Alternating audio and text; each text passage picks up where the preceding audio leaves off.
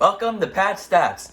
The baseball season is more than halfway done and the trading deadline is less than 2 weeks away. So we're getting a really good sense of which teams are going to be buying and which teams are going to be selling, more in terms of the fringe teams. And today, we're going to be talking about two teams that are likely going to be selling at the trade deadline. And those two teams are the Chicago Cubs and the Cleveland Indians. But first, let's look back to 5 years ago. These two teams are in the World Series, the 2016 World Series. Of course, the Cubs won the series in a decisive Game 7. Both teams had a very solid year. The Cubs won 103 games, while the Indians won 94 games. And each team's top hitter, the Cubs, that was Kris Bryant. Indians was Francisco Lindor. And the Cubs' top pitcher was Jon Lester that year, and the Indians' Corey Kluber. So, those four players still definitely all playing, and most of them still playing pretty well. And it seems like it was a long time ago, but in reality, it was not really too long ago.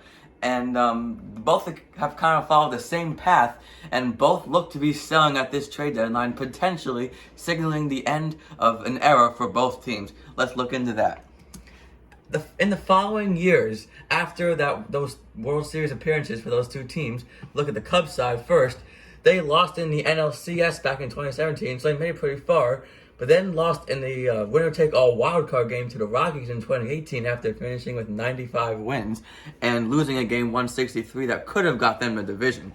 In 2019, they did not make the playoffs at all, but in the short season last year, the Cubs, they won the division, which a lot of people forget about. So while the Cubs haven't got to the World Series since 2016, they've still been pretty relevant in the playoff picture. And as for the Indians, the same can be said about them. They had 102 wins in 2017, won the AL Central, but lost in the ALDS to the Yankees. And the following year, again they lost in the ALDS, this time to the Astros, finishing with slightly less wins at 91. 2019, just like the Cubs, they missed the playoffs, although they did finish with 93 wins. And last year, they were 35-25, third place in a close AL Central, and lost in the wild card series to the Yankees. So like I said, both teams have been on a similar path since the World Series appearance. And I think it's just kind of a coincidence in some ways that they're both in the same spot right now, this year, this month, at this trade deadline. Looking at their season this year, the Cubs, they're a one game under 500 at 45-46 right now. Third place in the NL Central, 8 games back of first place Brewers, and 7.5 back in the wild card. They also have a negative 20 run differential. As for the Indians, they are slightly over 500 at 45-43. Second in the AL Central, since that division is not particularly good. Still 8 games back, just like the Cubs, and 5.5 back in the wild card. They have negative 17 run differential, and the playoff odds, according to Fangraphs, for both teams are very low. 3.8% for the Cubs, 5.6% for the Indians. So I'm pretty sure that both of these teams are going to be selling at this trade deadline, not only for this reason, but for other reasons as well. Here I listed a few potential players potentially on the trading block for each team. The players on the Cubs definitely have a chance to get traded.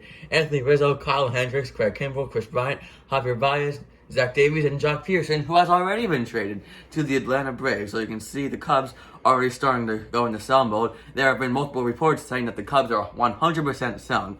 Those reports cannot be said about the Indians to a degree.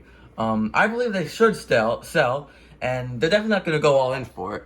But maybe not Jose Ramirez, their star player. I feel like they might trade him in the offseason. But pending free agents like Eddie Rosario and Cesar Hernandez, those players I feel like have a chance to get moved for some prospects.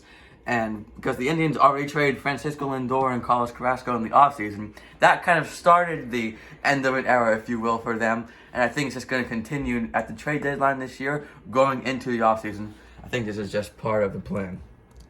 So now we look ahead to the future. And two things I want to look at was our payroll and farm system. The Cubs and Indians, when it comes to payroll, are about as different as you can be. The Cubs still this year have a $155 million payroll, 11th in the league. The Indians are $52 million. That is last in Major League Baseball. So it's pretty tough to compete when you have the lowest payroll in baseball behind teams like the Pirates and Tigers and Orioles and all those teams that are just not competing. the fact that they're even in second place with that payroll is pretty incredible. Their pitching really carries them, like I've said many times. And as for the farm system, again, this is where the teams differ, except it's the other way this time. The Cubs have the number 22 overall farm system, and the Indians have a pretty good farm system with number 13 overall. So why do these two categories? Why are these two categories important?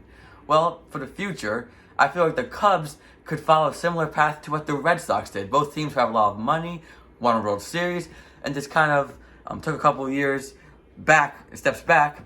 I feel like the Cubs can do exactly what the Red Sox did in a few years and be legit World Series contenders again. And as for the Indians, I think they could be in for a short rebuild, but with that good farm system, they could really build around some young players and get a winner back into Cleveland.